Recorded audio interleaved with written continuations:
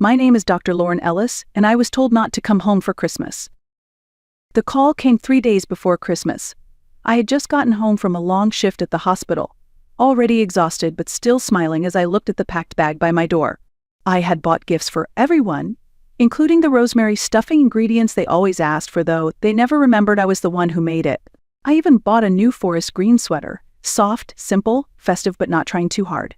Just enough. When my phone buzzed and I saw my younger brother Blake's name, I assumed he was calling to ask if I could bring extra napkins or coordinate carpooling like every other year. But instead, he said, "Hey, so listen, Savannah's coming to Christmas, right? She's really into energy, like how a room feels.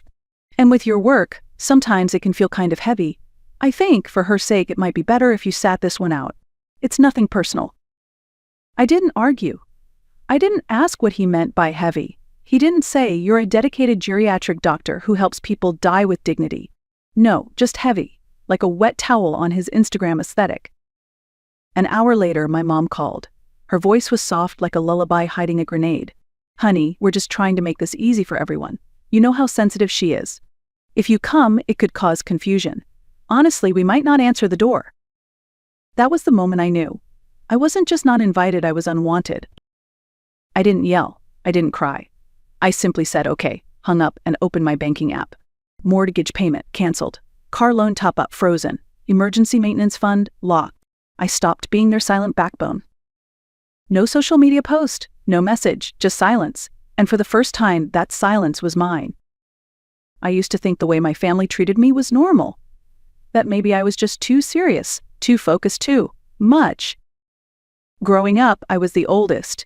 The trial run, as my dad once joked at a barbecue, right before handing Blake the bigger slice of cake. Blake, the golden boy.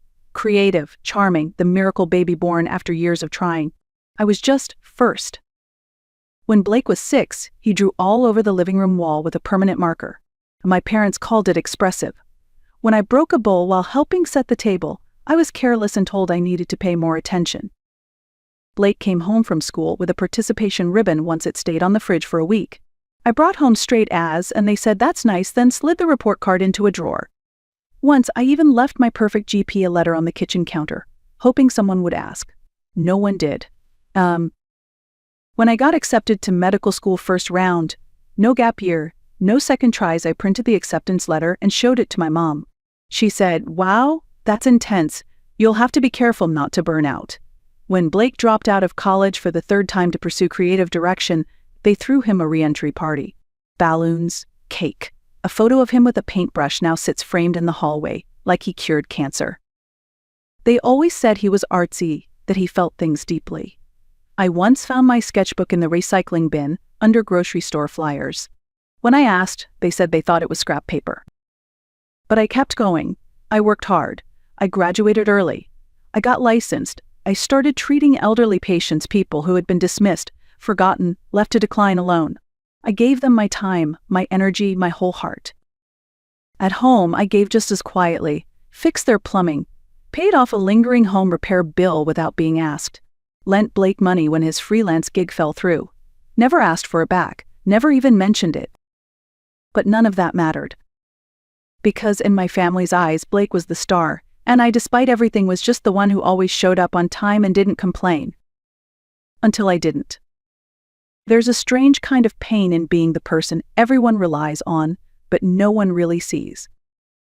That was me, the fixer, the helper, the one who quietly covered the cost of a new water heater when theirs broke down in February, the one who spotted the overdraft on my parents' account and transferred money before they even noticed, the one who booked Blake's flight home for Thanksgiving last year when he said he was a little strapped after buying new camera equipment. And I never said no, not once. Not when my mom needed copays for her physical therapy. Not when Blake called me from the side of the road because his car battery had died again. I bought him a new one that week. I was useful, and I thought that meant I was valued. But I started noticing the pattern.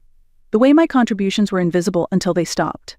The way they forgot who had helped but remembered who had made things uncomfortable. When I was there, I was too quiet, too serious, too intense. When I wasn't there, things were lighter, easier, more fun. Still, I kept helping. Out of love, I told myself. Out of obligation, maybe? Or maybe just out of habit. But that night, after they told me not to come to Christmas, something inside me shifted. It wasn't rage, it was realization. I opened my bank app and paused each recurring transfer. The $800 monthly top-up to their mortgage. Gone. The rainy day account I kept for family emergencies. Locked. The $1,200 Blake still owed me. I knew it would never come back, but I wouldn't let another cent go his way. They wouldn't feel it right away. That's the thing about being silently useful. It's only when the support disappears that people realize it was there at all. I didn't announce my withdrawal. I didn't post a passive-aggressive quote online. I didn't even tell my friends. I just let the silent sense settle in. And for the first time, it felt like peace. Christmas came and went. I spent it alone in my apartment with a mug of hot tea and a blanket that still smelled faintly like rosemary and fabric softener. I didn't open the gifts I had wrapped. I didn't light the tree. I didn't cry, either. I just sat still. There was a strange power in not showing up where I wasn't wanted. But the day after Christmas, my phone buzzed, not once, 3 times. My mother, ignored. Then a text, "Can you answer? You've done enough damage already." My stomach dropped. Then a new call, this time from Aunt Claire, my dad's sister. The only one in the family who still sent birthday cards with little notes in them. I answered. "What happened yesterday?" she asked softly. "They're saying you ruined Christmas, but you weren't even there." I blinked. "I ruined it?" She hesitated. "Something happened with Blake's girlfriend, Savannah. She left early. There was yelling. Then your name came up." That was all she knew, but it was enough.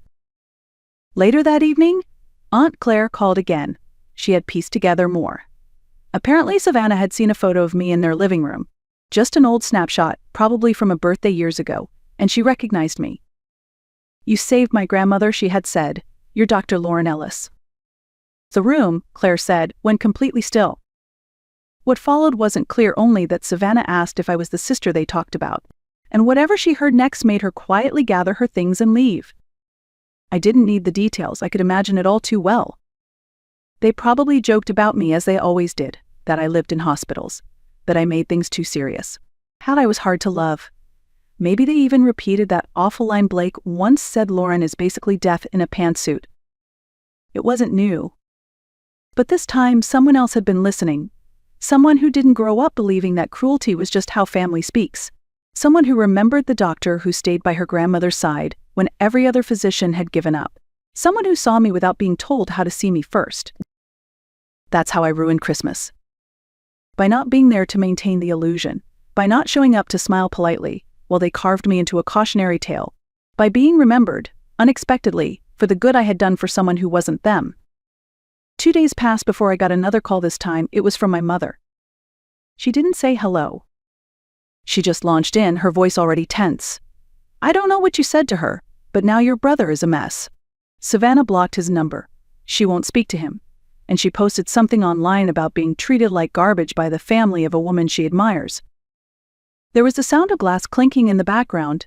Maybe she was pacing in the kitchen, maybe pouring herself a crisis glass of wine. Probably both. "She tagged your photo," she added sharply, like I'd committed a crime. I didn't say anything. I let her talk. Eventually, she reached the point. "We need you to speak to her. Just clarify that there was no bad intention, that she misunderstood." Right, because I was the family's PR department now.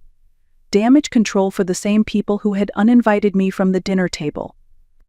"She's ruining your brother's future," my mom said, quieter now. "His name is being dragged in those art circles she's part of. You know all that stuff in New York. He's being blacklisted." I almost laughed, not because it was funny, but because of how absurd it was. They had spent decades trying to make me invisible, and now the consequences of that invisibility were finally landing somewhere they cared about their image. I didn't respond. I just said, "I'll think about it." I didn't think about it. Instead, I opened Savannah's post. It wasn't angry. It wasn't even dramatic. It was just honest. She wrote about the doctor who had saved her grandmother, about walking into a family celebration hoping for warmth and instead hearing people joke about that same woman. She wrote how shocked she was that someone so kind and impactful could be so ridiculed by her own family. She didn't use names. She didn't have to. One line stood out. Some people hide cruelty behind polite smiles and holiday lights. But the moment I saw that photo, I remembered what real kindness looks like, and it wasn't anyone sitting at that table. It went viral in her circles. People were sharing it, commenting, tagging others. And for the first time, none of those voices were calling me difficult or heavy. They were saying I mattered. That same night, just before I went to bed, my phone buzzed again.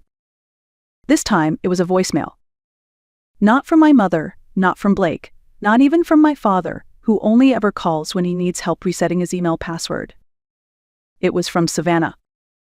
Her voice was quieter than I remembered from the one video Blake had sent weeks ago, less airy, less polished, more real. "Hi, I'm so sorry to reach out like this. I got your number from your aunt, I hope that's okay. I needed to say something." There was a pause, a long one. "I didn't know," she said. "I didn't really know who you were, but I recognized your photo. You treated my grandmother, Alma, years ago. She still talks about you. She says you changed everything. You didn't give up on her when others did. You were kind, you were present. You made her feel like she mattered." Another pause. Her voice cracked slightly this time. "I'm sorry about what happened, and what was said about you. I had no idea. I couldn't sit there and pretend. So I left." That was it. I listened to it twice, then again. And I cried. Not because I was sad, but because for the first time in years someone saw me, truly saw me, not through the filter of family expectations or decades of dismissal, not through the lens of too serious or too intense, not as a shadow standing behind the golden child, just as me. Savannah didn't ask for anything. She didn't suggest we reconnect or meet up for coffee. She didn't try to fix what she hadn't broken. She simply acknowledged the truth. And somehow, that did more to heal me than 1,000 empty apologies from my own family ever could. 3 days later, a small package arrived in the mail. It was a letter handwritten, on thick paper. Ink smudged slightly in the corners. Inside, Savannah wrote more about her grandmother. How she still did yoga twice a week. Still walked to the farmer's market. Still told the story of the young doctor who looked her in the eye and said, "You're not done yet." She thanked me not just for saving a life, but for showing her what real strength looked like. I framed the letter, hung it beside my desk, the same desk where I finished patient notes every evening. And for the first time in years, I didn't feel like I had to prove anything. Not to them, not to anyone. Just when I thought the dust had finally settled, my inbox lit up. Subject line, "Let's reset things." It was an email, signed by all three of them, my mother, my father, and Blake, a united front, as if they were submitting a group project. The tone was exactly what I expected from people who believed apologies were a form of negotiation. They didn't say sorry, not directly. So instead, they acknowledged that emotions had run high and that they regretted how things may have been perceived, which in plain English translates to, we still think we're right but we're afraid of the consequences. They suggested a family brunch, neutral territory, open-hearted discussion they called it, and then buried in the fourth paragraph they mentioned it. They'd really appreciate it if I reached out to Savannah and asked her to take down her post. There it was, the real reason for the sudden olive branch. Brunch wasn't a gesture of healing. It was a bargaining chip, an attempt to restore Blake's reputation in the art circles Savannah moved in, to clean up the mess they'd made, using me as the mop. I didn't respond. The next morning, the escalation began. My father called one of my hospital administrators, someone he'd met once at a charity event, and told him I had been acting emotionally unstable lately, said he was concerned for my well-being. Yes, he tried to gaslight my workplace, to discredit me. Thankfully, the administrator called me right away, apologized, told me I had nothing to worry about. So that bridge burned? Then came the group text to extended family, carefully crafted half-truths, no mention of me being excluded, no mention of the comments made behind my back, just a whole lot of she's tearing the family apart and we're so worried about her mental state. 2 cousins I hadn't heard from in years reached out. One offered me a yoga retreat voucher just in case you're going through something. Finally, the last move, the most desperate one. A visit. It was a quiet Sunday afternoon when I heard the knock. I peeked through the peephole. There they were. My parents, Blake, I opened the door, leaned against the frame, arms crossed. "We just want to talk," my mom said gently. I didn't move. Because by then, I finally understood something. They weren't here for me. They were here for the version of me that had always cleaned up their messes. And that version no longer lived here. They stood there for a while, waiting, hoping, maybe, that I would fold like I used to, that I'd invite them in, that I'd make it easy again. But I didn't. After a few moments of silence, I said, "No." Just that, no explanations, no anger, no performance. I closed the door. And I didn't feel guilty. Instead, I made myself a cup of tea, sat at my desk, and looked at the letter from Savannah, framed in a soft wooden border. It reminded me that the most meaningful recognition often comes from people who have nothing to gain, who simply see you because they've been paying attention. I thought about all the years I had spent trying to earn the love of a family that only ever measured me against a version of themselves they wanted to believe in, the golden child, the artist, the one who made them look good. But I wasn't created to make them feel comfortable. I was born to heal, to hold hands with people on the edge of goodbye, to listen when others turn away, and in doing that, I had made a difference, a real one. I didn't save lives for praise. I didn't cancel payments for revenge. I didn't walk away to prove a point. I walked away because I finally saw the truth. And once you see it, you can't unsee it. There's power in silence, in choosing not to explain yourself to people committed to misunderstanding you. There's strength in setting boundaries and keeping them, in knowing that your worth doesn't need a family consensus to be real. As I filed my patient notes for the night, I felt something I hadn't felt in years. Peace. So, to anyone out there who's been made to feel like they're too much, too serious, too inconvenient, let me tell you this. You are not too much. You are not the problem. And you never needed to shrink to fit into someone else's story. Write your own. And if this story resonated with you, if you've ever been made to feel invisible by the people who were supposed to see you most, please take a moment to like, share, or comment. Because sometimes the quietest stories carry the loudest truths. And sometimes not showing up is the most powerful thing you can do.